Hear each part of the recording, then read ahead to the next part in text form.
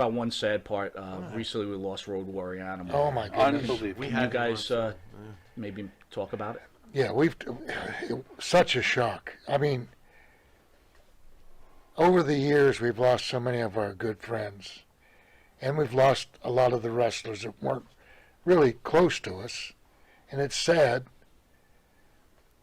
But we were talking over the weekend because it's the first time Barry and I had seen each other for probably a month or so, right? Yep. Couple and it was right. It was not a left field. It was completely out of the stadium. Mm-hmm. And I'll be honest. I mean, I've thought of him quite often the last days, and it seems like everybody that contacts me, emails me, or texts me, they want my opinion on it. And I just say, hey, I have no opinion. I don't have any words for it.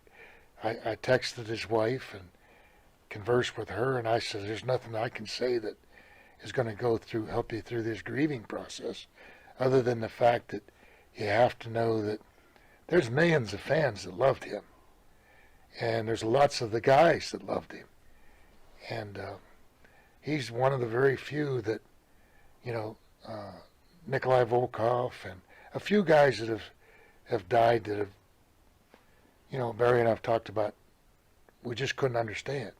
Guys you think that are going to die for one reason or another. Right. And Barry knew Joe a lot longer than I did, but I mean, we were traveling up and down the road to all these conventions and stuff, good friends, and just sad, man, it's just sad. Yeah, it's, and I broke in the business with him and Hawk, and, it just, I got the text the morning after. Joe Rogers texted me, and he said, yeah, is it true that Animal died? And, it was probably about 6 in the morning, and I thought to myself, well, the only animal I know that would have died was George the Animal Steel. George the Animal Steel died.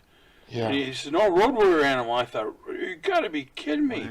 Right. I was just with him not too long ago. We did a TV show together, and he looked fantastic. So that was just like, oh my gosh, any of us could die at any time. Terrible. Yeah. What a great guy. Nice guy. We met him. He was in studio not too long ago. Yeah, really fantastic gentleman. Really unbelievable. He was awesome. I will say this, right? We have a lot of stars like yourselves, and you guys are icons in the business. That is a fact. But the way you treat people, you guys are pretty incredible. I'm always waiting for someone to be like very arrogant or very like, who am I? Scott Hall.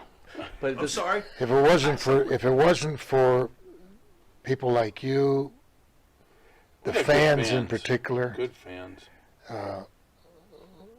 We were just fortunate and happy to be in the wrestling business and be able to make a living out of it and provide for our families. I mean, there's thousands of guys. It's a small fraternity. Yeah. Mm-hmm. And to have some success is even smaller fraternity. So we appreciate, fans when we meet them and guys like you that help promote us.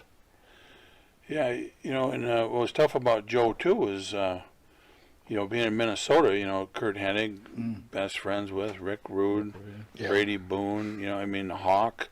It's just like, it's too close, Why do you, and maybe because, like you said, your fraternity, it's a smaller environment, but why are the drugs, you believe, are so rampant? I mean, Bill, you stayed away from what I've watched.